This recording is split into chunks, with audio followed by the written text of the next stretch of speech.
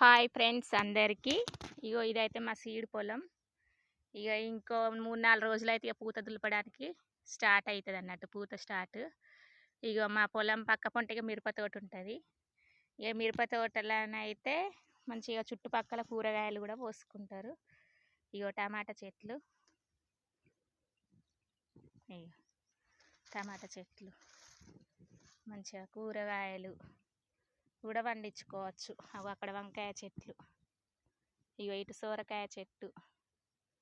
ఇట్లా ఇగ మా చుట్టూ పొలాలే ఉంటాయి. మా పక్క పొంటి పొలాలు, పత్తులు అటు. కానీ పత్తి ఇటు పోయింది. ఇగో తోట. ఇగ ఇది మా పొలం. ఇగ మేమైతే ఇగ పూత కొట్టుతాం. ఇగ ఒక 3, 4 రోజులైతే పూత కొట్టుడు స్టార్ట్ అవుతుంది. ఎందుకంటే ఇప్పుడు ఈనే టైం కాబట్టి వాటర్ బాగుండాలని నీళ్ళు చూడ్డానికి వచ్చాను. చూడండి. బాయ్.